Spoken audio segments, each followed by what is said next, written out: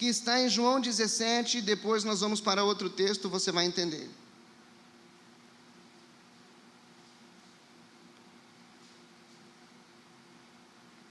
Versículo 6. Vamos ler primeiro o versículo 3.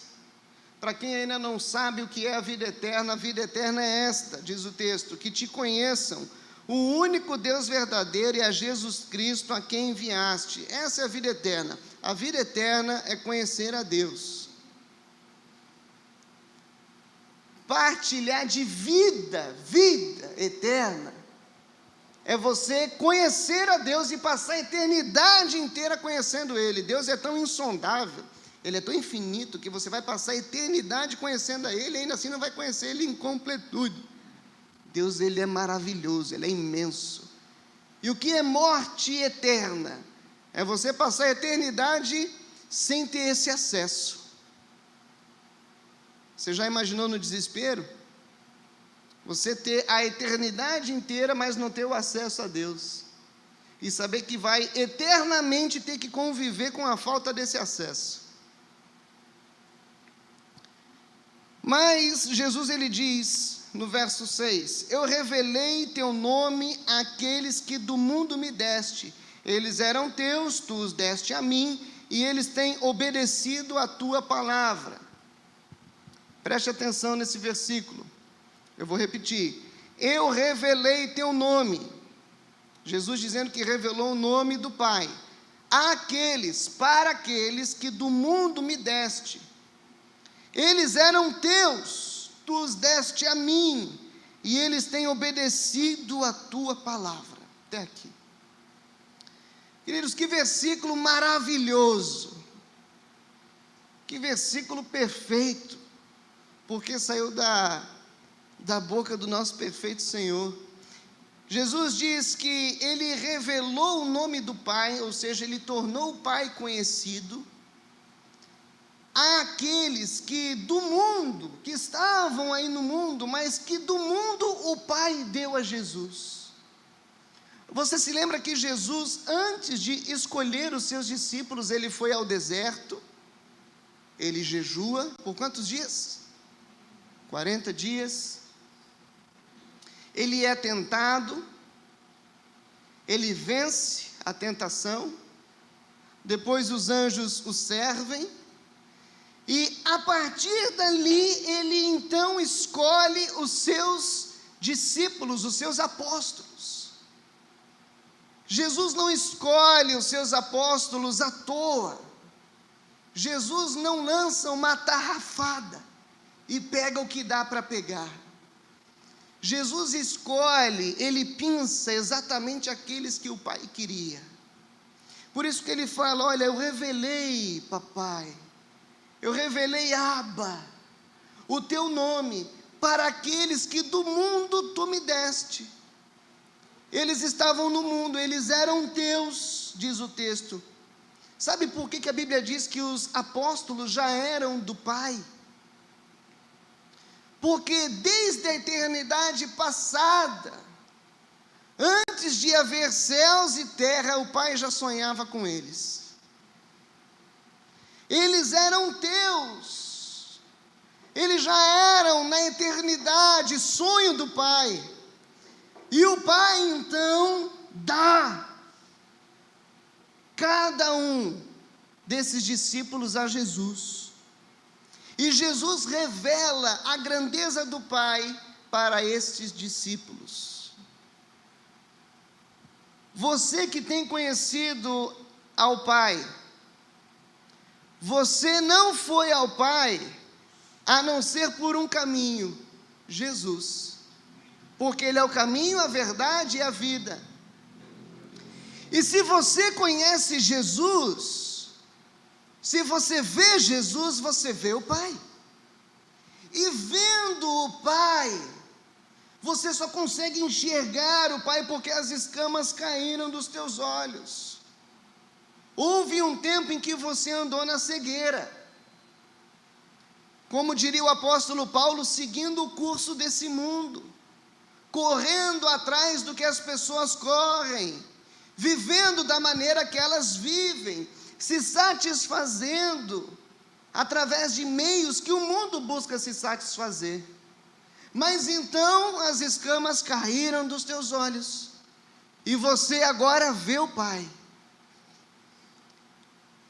E ver o Pai é amor à primeira vista. Não tem como. Quando a gente vê o Pai, tudo na nossa vida muda. Aqueles que já viram o Pai entendem o que eu estou falando. Quando você vê o Pai, tudo na sua vida muda. Diz Jesus numa parábola do filho pródigo, que quando o filho estava voltando para casa, o filho ainda nem havia chegado em casa e o pai foi ao seu encontro. E o pai, indo ao seu encontro, já lhe coloca um anel, uma sandália, lhe dá vestes novas. Quando nós pensamos ainda estar vendo o Pai à distância, o Pai já vem correndo ao nosso encontro. E Jesus diz aqui: eles eram teus, tu os deste a mim, e eles agora têm obedecido a tua palavra. Aqueles que viram o Pai, que foram até o Pai por meio de Jesus, a característica dessas pessoas é a obediência. Elas obedecem à palavra de Deus. Mas nós não obedecemos à palavra de Deus por causa de religiosidade.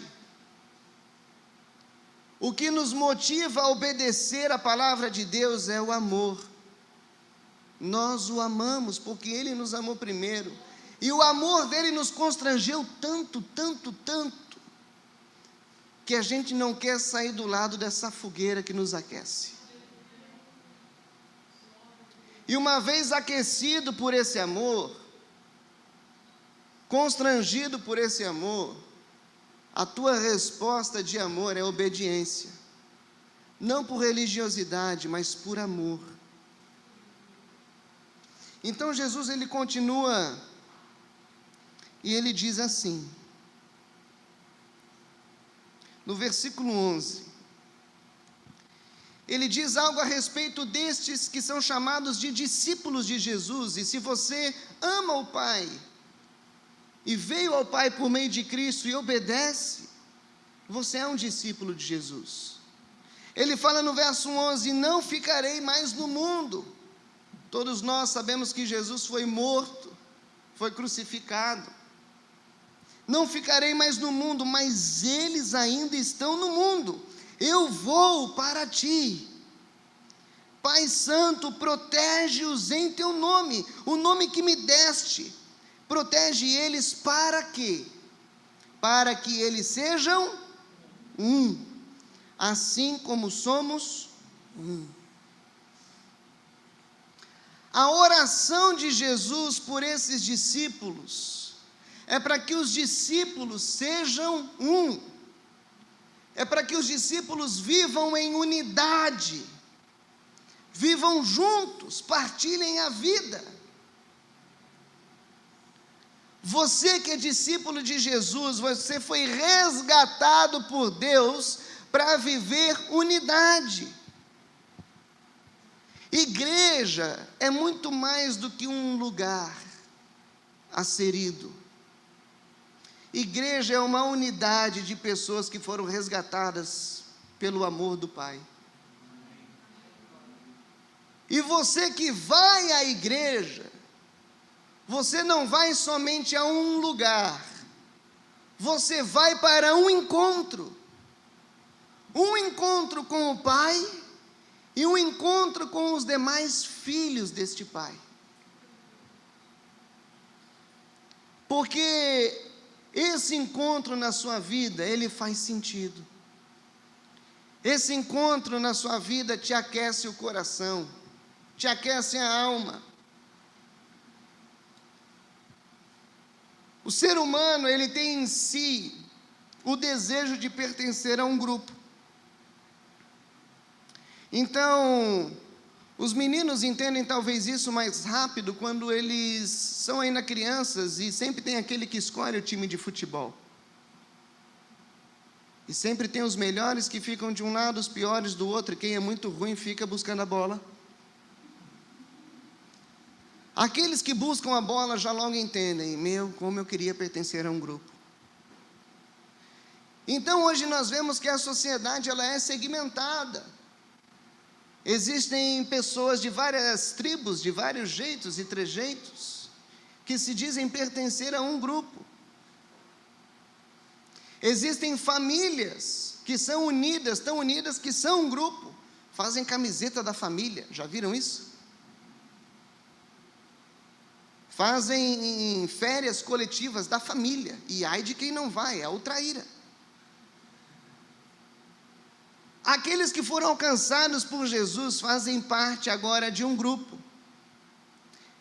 Você sabia que para você ter determinadas cidadanias, em alguns países, você tem que abrir mão da sua cidadania brasileira? Existem alguns países que até te dão uma nova cidadania, mas para isso você tem que rejeitar a sua primeira. Nós, quando fomos alcançados por Jesus, Ele nos deu uma nova cidadania.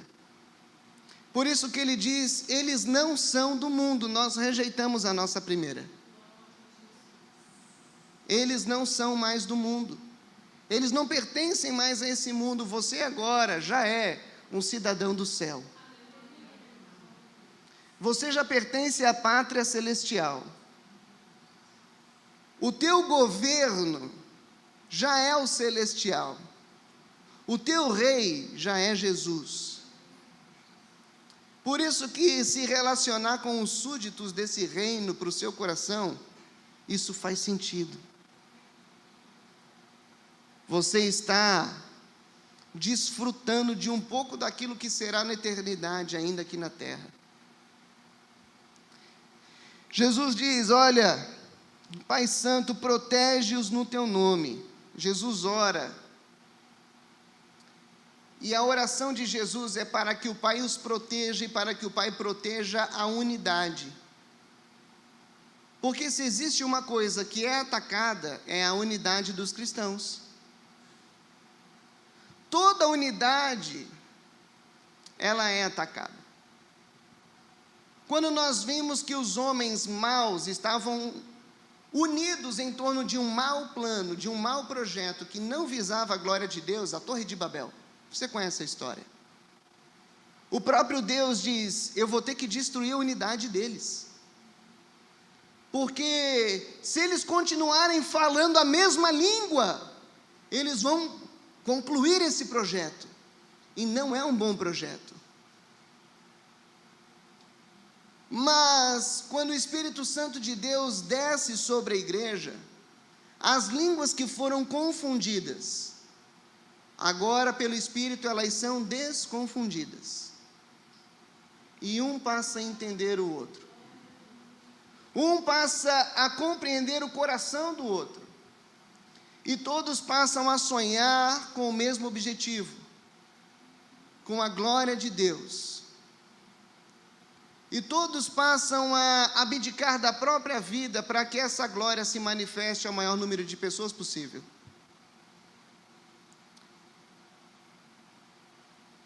Então Jesus diz no verso 14, primeira coisa que é atacada, a unidade. E a unidade do cristão é uma disciplina espiritual. Nós estamos falando sobre intencionalidade na devoção. Se você é um devoto de Jesus, você vive unidade. Se você é uma pessoa que ama ao Pai, você deseja viver na casa do Pai. Você deseja se relacionar com os demais filhos deste Pai. E essa unidade, ela tem que ser intencional no teu coração. Ou seja, você tem que ter intenção de querer estar junto com o povo de Deus. E aí eu queria te fazer uma pergunta. Se você aqui já não quer estar junto com o povo de Deus, o que você vai fazer na eternidade, onde só vai haver povo de Deus? Esse sinal que a tua ida para lá não faz sentido. Ah, pastor, só quero ir para lá porque outra opção é pior. Se tu não ama essa opção não é o teu lugar.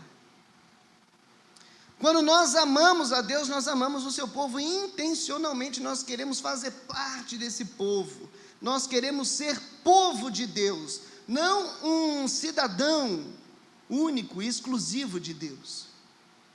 Não existe essa de eu vou buscar a Deus do meu jeito, no meu canto, no meu mundinho, sem me relacionar com a igreja. Eu não estou dizendo para você que igreja é Arca de Noé e salva pessoas. O que eu estou dizendo para você é que, uma vez que você é salvo e alcançado por Jesus, fazer parte da igreja é algo que queima no teu coração. Mas é algo que Satanás vai querer tirar o brilho. Por isso que Jesus ora e fala: protege, Pai, essa unidade. Como o diabo tem cutucado o pertencer ao corpo, essa alegria, como que o diabo tem atrapalhado isso na tua vida? Como o diabo tem atrapalhado isso às pessoas que estão à sua volta, o inimigo da nossa alma. Existem coisas que ele planta no nosso coração, existem pessoas que talvez a gente já viu ao nosso redor, que já não querem mais congregar, preferem ser individualistas, viver um cristianismo para si, sendo que nós somos um corpo de muitos membros. Versículo 14, Jesus diz: dê-lhes a tua palavra, e o mundo os odiou, pois eles, aí ele afirma novamente, eles não são do mundo, como eu também não sou. Uma outra marca de alguém que é um discípulo de Jesus é ser alguém que importuna o mundo com a palavra de Deus, tanto com a palavra falada, mas principalmente pela palavra vivida. Você causa incômodo às pessoas, e nem todo incômodo é ruim. Existem pessoas que, em sendo incomodadas, olhando para a vida de um crente genuíno, transformado pelo poder da palavra, existem pessoas que nesse incômodo, elas tomam a decisão de seguir a Cristo. Eu preciso do que você tem. Mas existem pessoas que, sendo incomodadas, se afastam. Você tem causado incômodo por onde passa. Um bom termômetro na nossa vida devocional, na nossa vida de leitura da palavra, e eu não estou falando de simplesmente ler a Bíblia, eu estou falando de você ruminar a Bíblia, de você meditar na palavra. Um bom termômetro para isso é: eu tenho incomodado as pessoas que me cercam, mas incomodado de uma maneira santa. Jesus, por onde passava, gerava incômodo. Mas os mais incomodados com Jesus eram os religiosos. Os mais incomodados com Jesus eram aqueles que já se achavam bons e puros, santos, castos. E aquelas pessoas que eram incomodadas porque viam em Jesus algo diferente, eram os doentes, os fracos, se aproximavam de Cristo, e viam em Cristo algo que elas não tinham, viam no semblante de Cristo algo que elas não tinham, um semblante de paz, viam uma sensatez, uma pureza de conduta, um olhar puro. A tua vida de devoção tem purificado o teu coração? ao ponto do teu olhar puro incomodar as pessoas. Por isso que Jesus diz, no verso 17, a respeito de disciplinas espirituais, irmãos, ler a palavra é uma disciplina, e é preciso ter disciplina para isso. Jesus diz: santifica-os na verdade, a tua palavra é a verdade. Santifica-os na verdade, a tua palavra é a verdade. Santificar significa separar. Separa eles na verdade. Santifica, purifica eles na verdade. A tua palavra é a verdade. A Bíblia, queridos, ela é uma espécie de peneira pela qual o nosso coração passa e as impurezas vão ficando. Então, quanto mais vezes o teu coração passa nesse lugar, mais impurezas ficam. Como está o teu coração hoje? Como é que está a tua vida hoje? O quão santificado você está hoje na presença de Deus? Você já passou nessa peneira hoje? Jesus, ele ora para o Pai e fala: Pai, santifica eles, que a palavra santifique eles, separe eles. E aí nós nos tornamos seres separados, mas não separados no sentido de não ter contato com pessoas, porque no verso seguinte Jesus diz: assim como me enviaste ao mundo, eu os enviei ao mundo. Nós somos separados, mas nós não somos, como é que se diz? Completamente excluídos do convívio das pessoas. A nossa separação é do pecado delas. A nossa separação é da maldade, é da crueldade, é dos maus pensamentos que pairam pelo ar. Disso nós estamos completamente separados e não fazemos mais parte. Mas nós não estamos excluídos do convívio daqueles que precisam da graça de Deus. Muitos cristãos, após 4 anos de convertido, encontram-se completamente excluídos do convívio das pessoas que antes tinham convívio com ele. E aí não conseguem mais alcançar ninguém com a graça, evangelizar ninguém. Você não precisa se excluir de pessoas. Você precisa se abster do mau comportamento delas.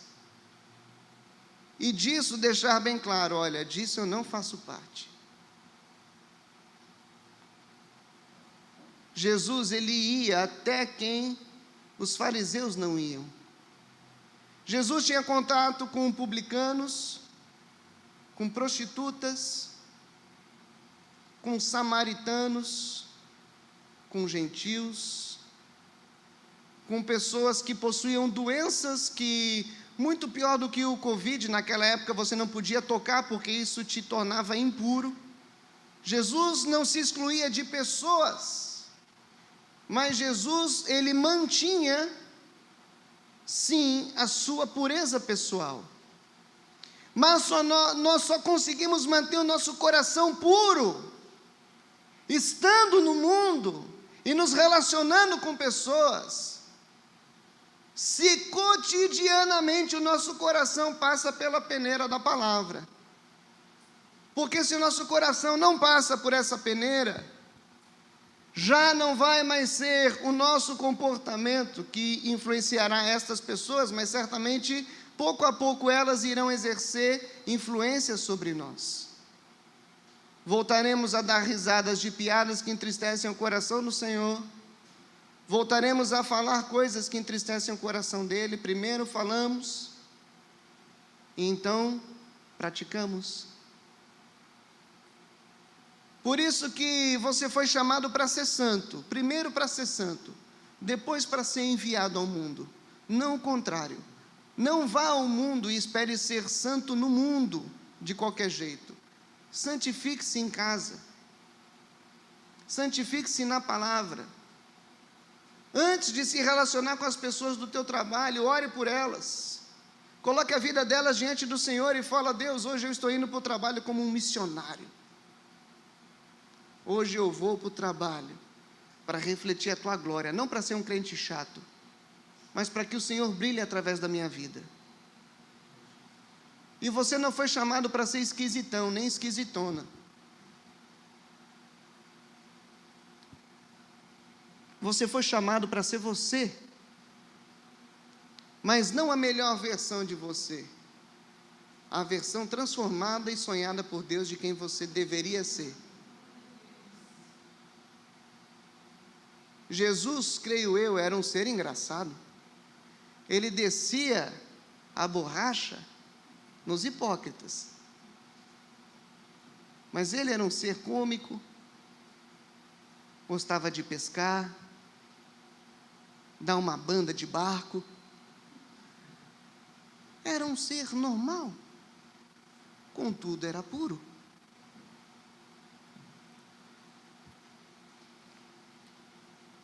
Versículo 20 vai dizer: a minha oração não é apenas por eles, rogo também por aqueles que crerão em mim por meio da mensagem deles. E esse versículo, ele queima no meu coração, porque Deus decidiu,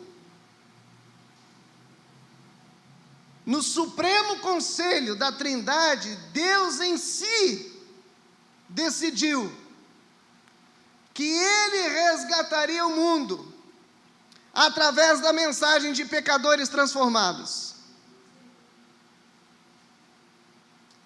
Ele poderia enviar anjos,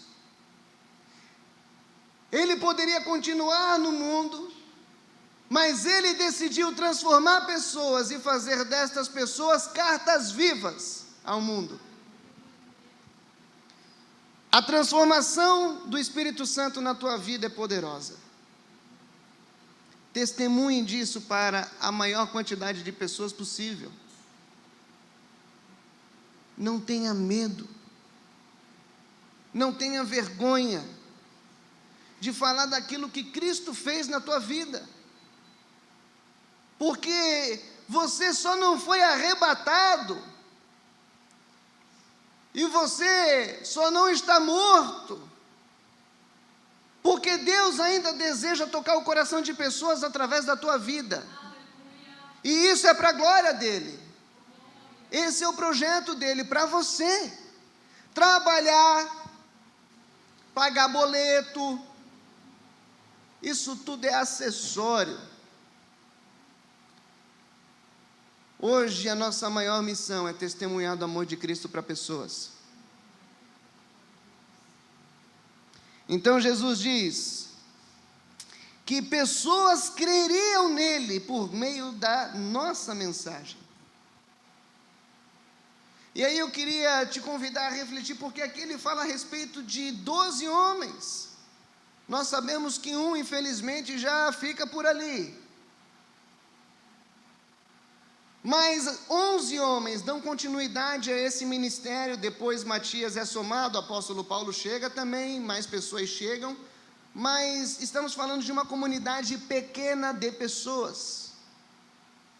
Por causa desta comunidade judaica, transformada pelo evangelho, pequena de pessoas, hoje quase aí 1/3 da terra professa conhecer quem é Cristo.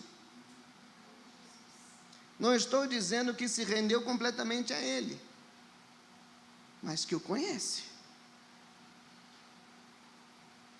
porque isso é poderoso. Nada é mais rápido, nada é mais impactante do que o testemunho de alguém que verdadeiramente foi transformado pelo Senhor. E ele fala de novo: e o que acontece com aqueles que agora creem também na mensagem, aqueles que vão sendo acrescentados? Semana a semana, pessoas são acrescentadas ao reino, porque não existe lugar melhor para estar do que no reino. Semana a semana, pessoas vão sendo acrescentadas, e o que acontece com essas pessoas? Versículo 21, Pai, a minha oração também é para que eles sejam um. Esses também que vão sendo acrescentados, que eles também sejam um. Pai, como tu estás em mim e eu em ti. Sabe por que nós devemos ser um?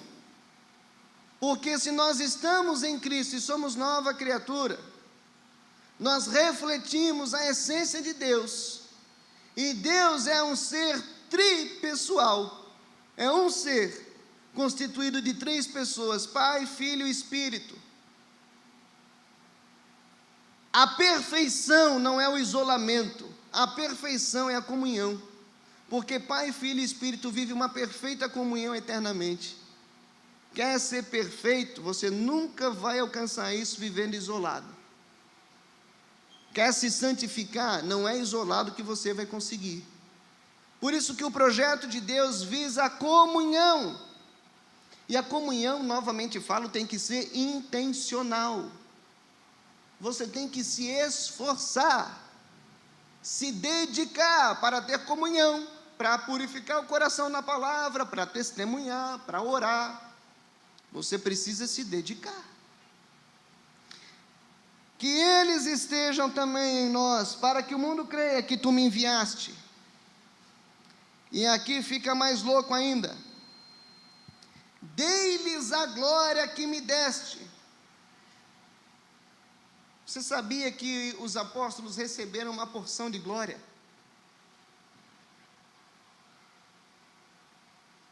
Eu não sei quantos aqui já puderam presenciar o que é a glória de Deus. A glória de Deus é aquilo que Moisés viu no cume do monte e teve que se esconder na fenda da rocha. A glória de Deus é aquilo que constrange pessoas a cair de joelhos diante da presença dEle. A glória de Deus é aquilo que, onde uma pequena porção de glória, toda a porção de trevas que está no ambiente se desfaz. Aqui ele diz: dei-lhes a glória que me deste. Havia uma glória destinada a Jesus. Jesus já era um ser de glória. E Jesus fala: olha, Pai, a glória que me deste, essa missão, essa glória, esse privilégio de transmitir o teu amor para pessoas em glória, isso agora eu deixo com eles. Eu deixo com eles.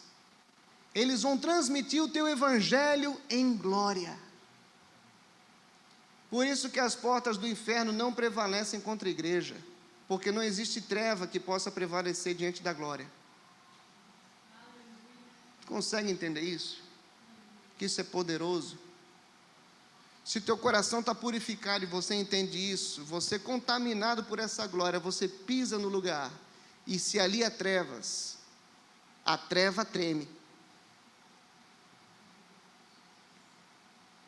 Dei-lhes a glória que me deste, mas não é uma glória para qualquer coisa, porque as trevas, elas não tremem somente para um indivíduo que não está ligado a nada.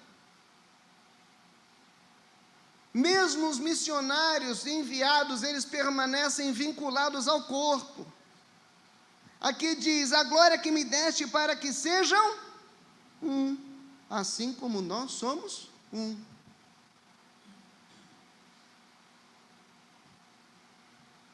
Eu neles e tu em mim, que eles sejam levados à plena unidade, para que o mundo saiba que tu me enviaste e os amaste como igualmente me amaste. Olha só, e os amaste como igualmente me amaste. Assim como o Pai amou o Filho, o Pai nos ama. É doido isso. Porque olha quem somos nós, olha quem é Cristo, não dá nem para comparar. Quem está dizendo isso é o próprio Jesus. Que Deus ama você do mesmo jeito que o Pai te ama, do mesmo jeito que o Pai ama o Filho. Ah, mas eu sou pecador, eu sou impuro. Eu também.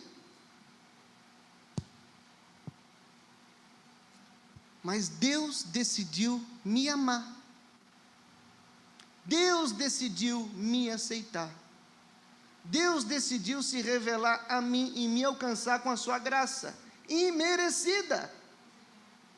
Ele decidiu me dar novas vestes e fazer de mim uma nova criatura. Não foi eu que fui ficando bonzinho e o Pai que foi me tolerando dia após dia. Não. O Pai decidiu amar você.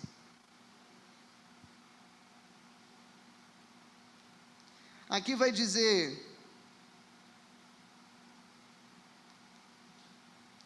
Pai, quero que os que me deste estejam comigo onde eu estou, e vejam a minha glória, a glória que me deste, porque me amaste antes da criação do mundo. Agora é a glória específica de Jesus. E Jesus dizendo: olha, Pai, eu tenho mais um desejo, que eu quero orar por isso. Que um dia, eles, aí Jesus falando daqueles discípulos e dos que creriam através da mensagem dele, eu quero que eles um dia me vejam, não assim, mas me vejam completamente em glória. Tu tem noção de que um dia tu vai ver Jesus não como um homem sujeito a dores, mas como um leão que ruge?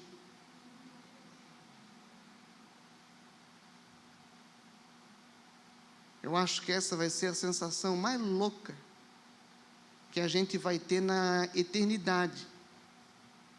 Porque pela primeira vez, tu vai ter contato de fato com a perfeição.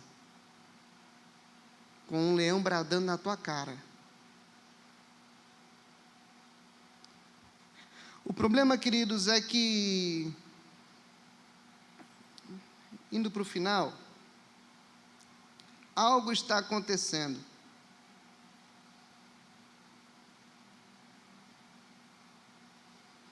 E eu queria mostrar esse algo a você. Nós falamos nessa noite muito a respeito da unidade, não é mesmo? Que você foi salvo para ser um, que você evangeliza pessoas para que elas também sejam um, que esse é o propósito do Pai. Falamos sobre isso. Você viu isso na palavra, mas 2 Timóteo capítulo 4 diz: virá um tempo, e nós estamos vivendo esse tempo, diz no verso 3, virá um tempo, vai chegar um tempo, em que as pessoas não vão suportar a sã doutrina. As pessoas não vão querer ouvir a verdade, que se não for Cristo, elas estão condenadas ao inferno, e vão viver eternamente separadas de Deus, porque elas estão em pecado. Haverá um tempo em que elas não vão querer ouvir isso. Haverá um tempo em que, sentindo uma coceirinha nos ouvidos, juntarão mestres para si mesmos segundo os seus próprios desejos. Haverá um tempo em que as pessoas não vão mais querer talvez ir à igreja para ouvir uma mensagem, mas elas vão querer juntar mestres de tudo quanto é canto para si, e se alimentar daquilo que querem, daquilo que desejam ouvir. Elas não vão querer viver unidade, mas vão querer viver exclusividade, ouvindo o que eu gosto, sendo confrontado sim, desde que eu concorde com aquilo. Eu queria dizer que nós estamos vivendo tempos assim. Como existem pessoas hoje que se abastecem muito mais do YouTube do que da palavra. Como existem hoje pessoas que se abastecem muito mais de YouTube do que de púlpito. Se você pensa no que eu te falei a semana inteira, não é porque eu sou bom, mas é porque é mensagem de Deus. Você tem conteúdo para se alimentar a semana inteira. Mas as pessoas não, elas querem juntar mestres para si, ouvir o que querem. Aí bota no YouTube, por dia, quem sabe 3, 4, 5, 6 caras diferentes, falando coisas diferentes. E não muda nada. Mas escuta tudo. Eu queria dizer que você faz parte da igreja do Senhor Jesus. Você não faz parte de uma comunidade de YouTube.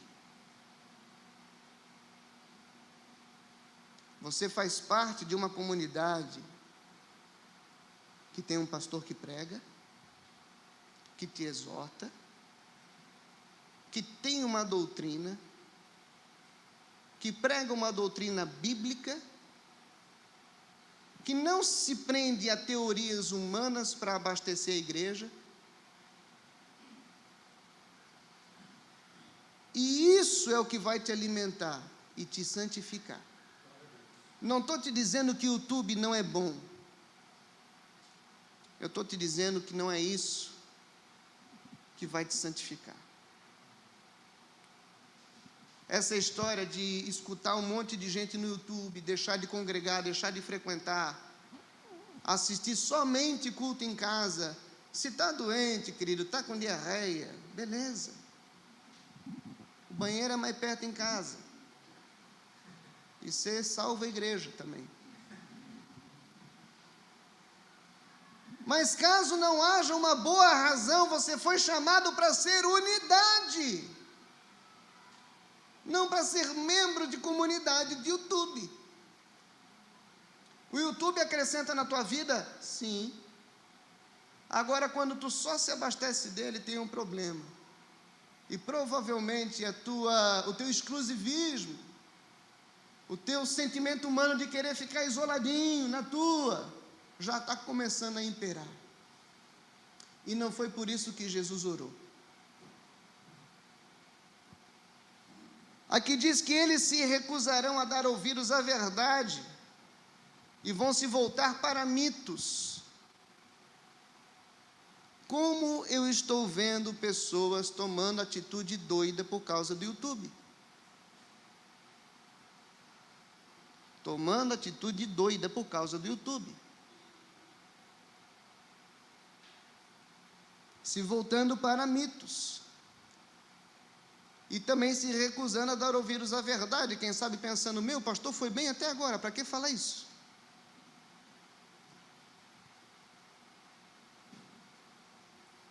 Abastece-te da palavra e da unidade. Unidade com o teu GC, unidade no culto.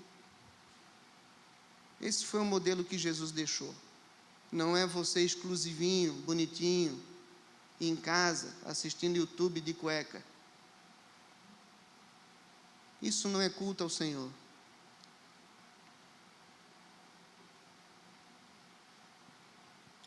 Se santifica. Existe um preço. Não é tão simples. Existe uma intencionalidade. Eu tenho que me esforçar para ir no culto. Eu não precisei me esforçar para ser salvo. A graça me alcançou. Mas eu me esforço para ir ao culto. Eu me esforço para ler a Bíblia. Eu tenho que me esforçar para orar, para jejuar. Pensa eu jejuando. Por que tu riu? Era só para pensar. Eu me esforço para vir ao culto. Muitas vezes com dor, com enxaqueca, com um monte de problema, como você também tem. Mas nesse processo, eu consigo fazer um retrospecto da minha vida e ver que, opa, não para a minha glória, para a glória do Senhor, eu estou sim mais santo hoje do que ontem. Eu estou sim refletindo a glória de Deus mais hoje do que ontem. E isso por causa que eu me relaciono com você. Porque eu escuto a tua exortação na minha vida. Porque eu pertenço a uma comunidade que também me toca e me fere. Que Deus te abençoe com essa mensagem. E que o resultado dessa mensagem na tua vida seja vidas sendo transformadas através do teu testemunho. Você deseja ver pessoas sendo alcançadas através da tua vida. Esse é o maior legado que tu pode ter. É o maior legado que tu pode deixar.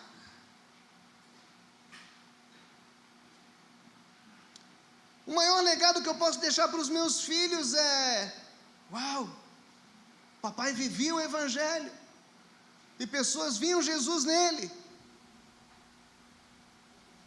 Não é dinheiro, mas é o quanto do Evangelho através de mim fluiu.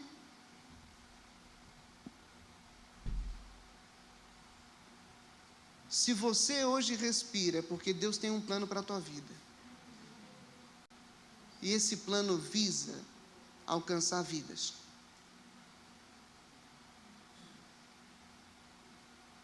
Você tem que dar fruto. E você em Cristo dá fruto. Porque uma boa semente dá fruto. E aí não fica assim: ai Deus, eu não sou uma boa semente. Se o Espírito Santo te incomoda, você é. Talvez é teimosa. E o duro que uma semente teimosa tem que apanhar mais. Então não seja tão teimoso, que aí você sofre menos também.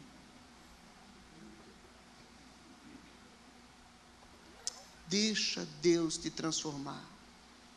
Sabe aquela área difícil da tua vida? Deixa Ele tocar lá. Porque a hora que Ele tocar, isso vai resultar em glória. É você sendo liberto. E é aquilo que Ele fez. Por isso que Jesus falava: aquela mulher, vá e conte isso agora aos outros. Por isso que Ele falava também àquele homem: vai e agora retorne à sua cidade. Vá. Vá, conte isso aos outros. Isso que eu fiz em você.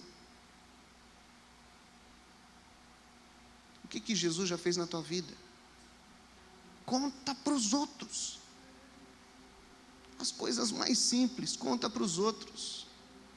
Meu cara, Jesus queimou no meu coração domingo, foi uma doideira, bicho. Que é isso, cara? Onde é que tu foi?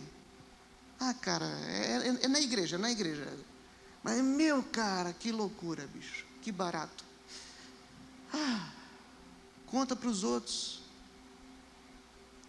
A gente não conta coisa boa para os outros. Teu time de futebol ganhando, perdendo ninguém conta, né? Coisa boa a gente conta para os outros. Você tem que ser intencional nisso, até que isso se torne um hábito. E aí você não é o cara que fica cutucando os outros dizendo: ô, tu está em pecado, para com isso. Você fala da sua vida. Você incomoda os outros com a sua vida. Cara, ó, eu vou falar de mim. Pensa num turbilhão que aconteceu. Gente, quando eu penso na minha vida, eu penso em Deus me resgatando ainda criança. Eu poderia ter sido abortado de fato. Minha primeira mamãe e meu primeiro papai não me quiseram, mas o Senhor me colocou numa família. Ele quis. Eu penso Deus me livrando de poucas e boas na infância. Quantas delas era para eu ter morrido? De fato. Eu dei trabalho para o coração da mamãe. Então chega na adolescência, como eu baguncei minha cabeça com o pecado. E eu achei que nunca mais ia sair daquilo. Como eu andei com pessoas ruins. E elas me influenciaram. Mas o Senhor novamente foi lá e me resgatou. Aí eu parei na igreja. Na igreja aprendi muita coisa, também a ser rejeitado. Dentro da igreja. Mas também dentro da igreja Deus levantou pessoas para me amar.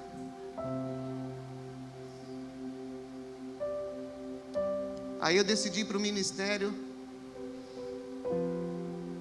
A grande maioria, exceto um, desacreditou.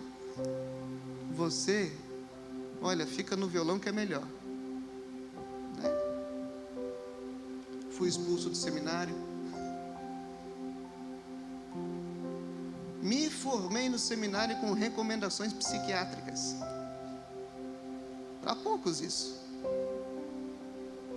Esse é o pastor de vocês, gente. Quando parei aqui para pastorear a igreja, 24 anos, a opção mais improvável para mandar para uma igreja. Mais improvável. O cara que se forma com recomendações psiquiátricas é cheio de problema. Mas a graça de Deus transforma. Deus escolhe o que não é para confundir o que é. Deus chama os que não são para confundir os que são.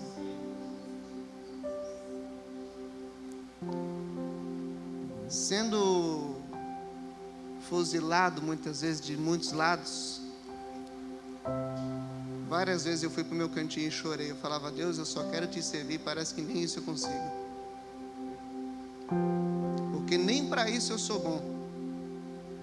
Verdade, gente. Ouvi isso da igreja, no seminário, em outros lugares mais próximos também.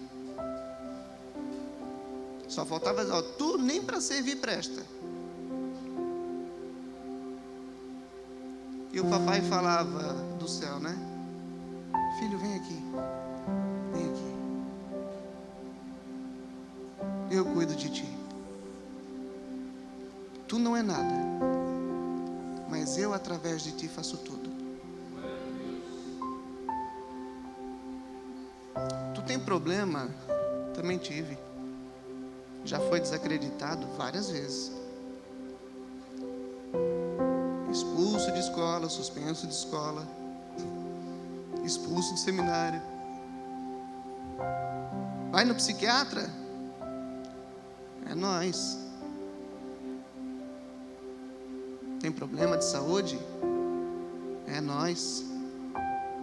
Doença autoimune? É nós. Não sabe se chega nos 50? É nós. Mas uma coisa eu sei, gente. Não diz respeito a mim. Diz respeito a quem Deus é. Diz respeito ao que Ele faz, não ao que eu faço. E aquilo que Ele fez na minha vida alcança pessoas, porque é de verdade. E eu não tenho medo de contar a verdade, porque essa verdade tem poder. Eu sei que Deus te chamou para estar aqui hoje. Você tem problemas, tem? Mas Deus quer transformar a sua vida. Ele ainda não parou no meio do processo. E agora Ele vai continuar e continuar e continuar. Você só tem que abrir a torneira e deixar aquilo que Ele está fazendo desaguar. Perder o medo. Você é um chamado de Deus para grandes coisas. Quando eu vi o Evangelho, eu li a história dos homens de Deus, todos eles chamados para grandes coisas. Eu falava: pô, comigo podia ser assim, né?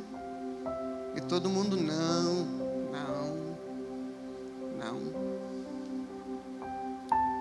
E Deus: sim. Mas não é só comigo, é com você também.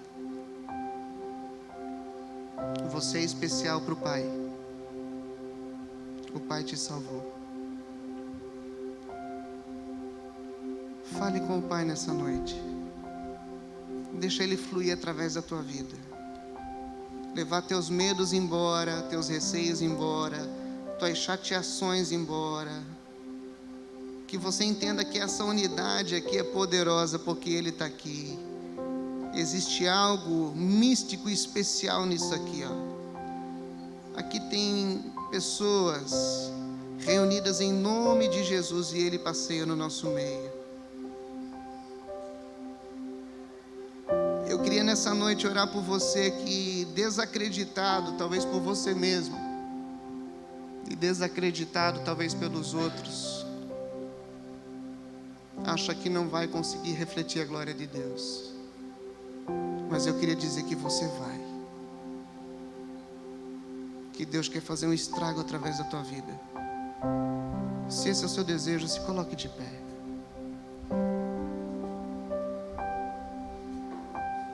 Ah, eu sou tímido. Eu falava demais. Se esse é o seu desejo, se coloque de pé e fala: Deus, faz através de mim grandes coisas. Senhor, através da minha vida transforma essa cidade. Espírito Santo de Deus, através da vida dos meus irmãos, transforma essa cidade. Derrama, Deus, da tua presença na vida de cada um. Derrama, Deus, do teu fogo, da tua glória na vida de cada um. O Senhor é quem nos visita, o Senhor é quem nos contempla, o Senhor é quem nos transforma, Deus. Não diz respeito a quem nós somos, mas quem o Senhor é em nós e através de nós. E o Senhor Deus sim nos salvou para grandes coisas, para vermos grandes coisas, para realizarmos grandes coisas no Teu nome, para vermos milagres acontecer no Teu nome. Ah, Deus, quanta coisa eu poderia testemunhar para os meus irmãos.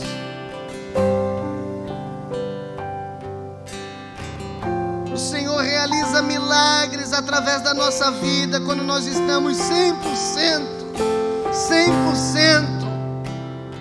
rendidos aos seus pés. Os demônios tremem diante daqueles que passam o coração na peneira da palavra. O Senhor tem planos para você. Planos. Fale com Ele nessa noite. Escute os planos do alto. Papai, sopra através do Teu Espírito Santo, planos santos no coração dos santos.